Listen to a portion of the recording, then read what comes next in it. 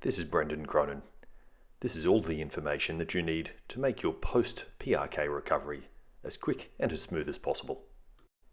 Right now you are probably sitting in the recovery area of the South Bank Day Hospital and probably just want to go home. Unfortunately, you do need to stay for a set period of time as per hospital guidelines. Just lie back and have something to eat to pass the time. Your post-operative drops are really important. You will have three main types of drops: antibiotics, anti-inflammatory or steroid eye drops, and lubricating artificial tear drops. It's absolutely critical that you use them to ensure a routine recovery. This includes the lubricating drops. Even if you feel that your eye is constantly watering for the first few days, make sure you use your lubricants. Many people incorrectly stop the lubricants when the antibiotic and steroid drops finish. Please keep them going. Everyone gets dry eyes after the procedure. Some people will feel this as a dry, scratchy sensation, but most people notice it as blurred vision that clears up when they blink. Some people will even have excess watering because the tear layers are not in balance. This dryness tends to last 6 to 12 weeks. Use the lubricants as instructed to help the dryness to disappear faster. Using these is really important for a good visual recovery. It is important that your eye drops are 5 minutes apart so that one drop has had time to soak in, so that the next drop doesn't wash the first one out. The eye can only hold one drop at a time, so there is no need to worry if you use more than one drop, but there's no advantage in doing so. Sometimes in the first few days when your eye is really uncomfortable, it can be hard to do the drops yourself. If this is the case, get someone else to do them for you, and always use the lubricating drops last. You will be given a written version of these instructions. It has a tick box sheet on it to make complying with your eye drop regime easier. If you prefer, there are also apps for your phone that will remind you when your drops are due. Your drops only need to be roughly evenly spaced over normal waking hours. You do not need to wake up to do drops. However, many people use the lubricants overnight in the first few days, as their sleep tends to be disturbed anyway. With your post-operative medications, you will also be given a bottle of compounded, dilute local anesthetic drops. These should be very effective at taking the sting and discomfort out of your eye. Use them up to hourly as often as you need to, but only use them for 3 days after the procedure. Throw them out after 72 hours.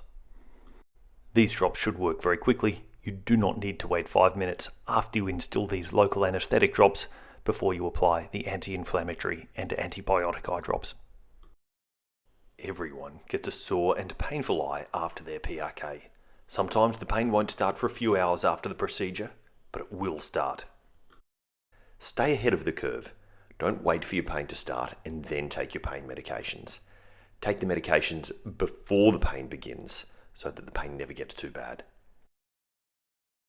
Most patients say that if they are in bed with both of their eyes closed and that they have had their oral analgesia, then they were either reasonably comfortable or mildly uncomfortable, but not in pain.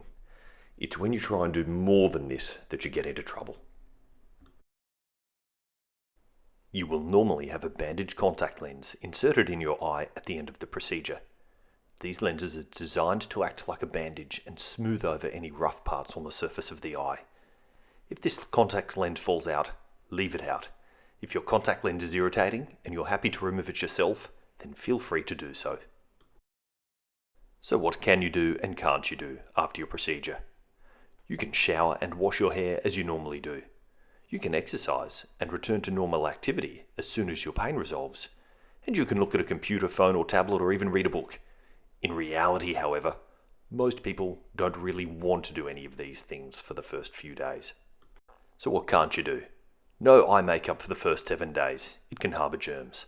No swimming for 14 days after the procedure or until you're given the all clear at your 1-week check, and no driving until your vision is back to normal. So what does a typical recovery look like, and when can you return to work? Generally, you are pretty sore for 72 hours. This can be very variable, as some people recover remarkably quickly and others more slowly. You won't want to do much during this 72-hour period. Usually, by 72 hours, your eye won't be painful, but it will be irritated, scratchy, or uncomfortable, but not usually painful. Your vision will still be blurry.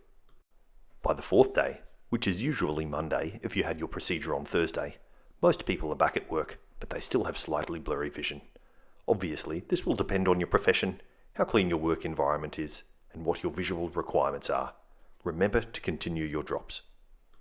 You must religiously wear appropriate sunglasses for 3 weeks after the procedure, and then wear them regularly for 3 months after the procedure. This helps to avoid a complication called corneal haze after your PRK. So what are appropriate sunglasses? You will be given a pair in the post-operative area of the South Bank Day Hospital.